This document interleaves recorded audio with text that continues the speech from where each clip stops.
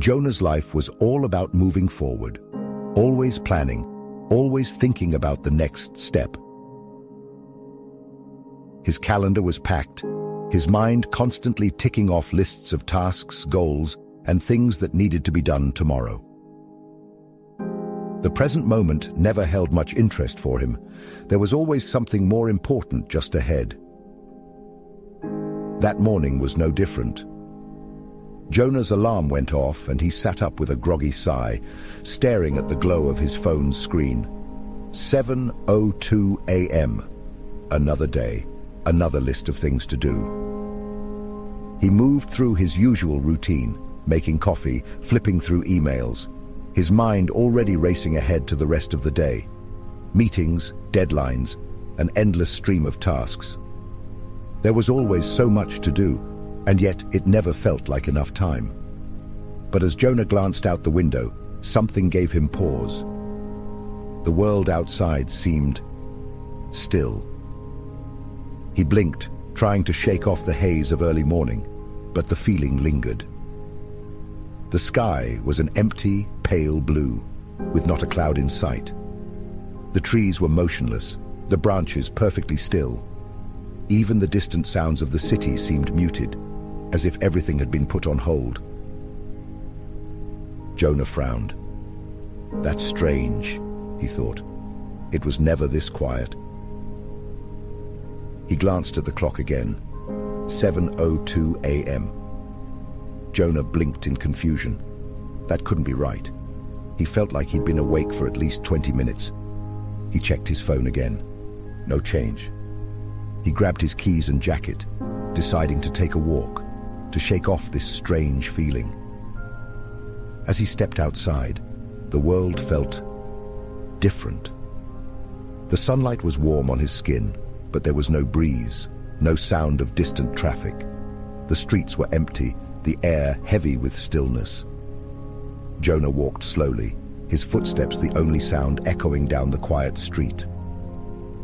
He reached a park, a familiar place he passed through often, but today it felt unfamiliar in its stillness. He scanned the area, noticing a man sitting calmly on a bench, eyes closed, as though he hadn't a care in the world. Desperate for answers, Jonah approached.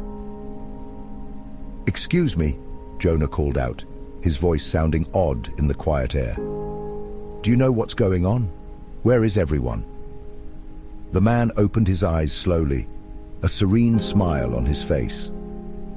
"Oh, they're not far," he said, his voice calm. "Probably just a minute ahead of us." Jonah stared at him, confused. "What do you mean?" The man gestured around them. "Time doesn't always move the same way for everyone, you know. You and I, we're just a little behind. No rush." Jonah looked around the park again, expecting something, anything to change. But everything was perfectly still, frozen in time. He turned back to the man. "Why is this happening? How do we catch up?" The man shrugged, his smile never fading. "Why would you want to? Isn't this what people always wish for? A little more time?" Jonah sat down beside him, frustrated, but also curious. "What's your name?" Jonah asked, his mind racing to make sense of the situation. The man smiled again, as though Jonah's question amused him. "You can call me Dan." "Dan," Jonah repeated the name, not sure what else to say. For a long moment, they sat in silence. The warmth of the sun, the stillness of the trees, the strange peace of a world caught in a single moment. Slowly, Jonah began to feel something shift inside him. The urgency, the panic, the need to move forward. They started to fade.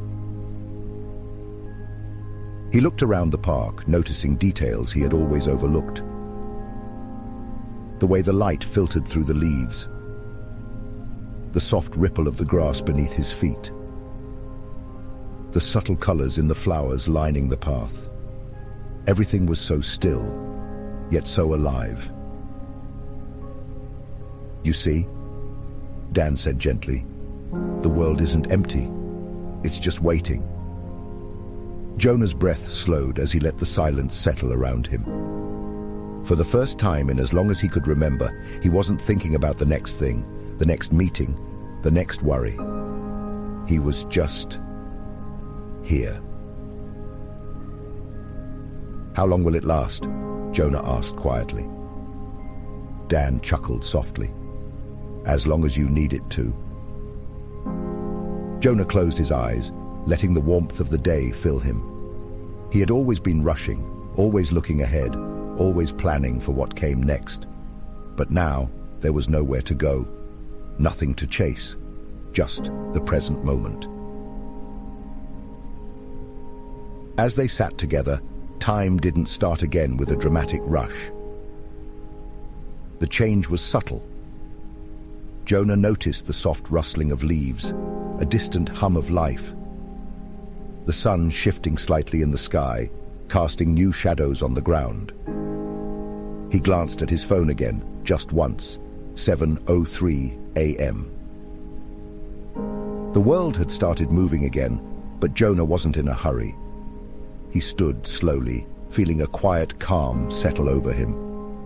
He turned to thank Dan, but the bench was empty. Jonah blinked in surprise. Dan was gone, as if he had never been there at all. Confused but feeling oddly at peace, Jonah glanced down at the bench. A small brass plaque was affixed to the wood. It read, "In memory of Daniel, who always reminded us to slow down." Jonah smiled softly to himself. He turned and walked away from the park, the rush of life returning around him, but now with a new sense of calm. He knew the deadlines and tasks would come, but he also knew that sometimes the best thing to do was to sit still and let the world catch up. As you lie here, think about how often we rush through life. Always planning, always worrying about what comes next. But tonight, let go of that need to move forward. Let go of the rush and just be here, in this moment. Take a deep breath and allow yourself to relax. Trust that time will move when it's ready. But for now, this present moment is all you need. Close your eyes and let the peace of this moment carry you into a restful sleep. Good night.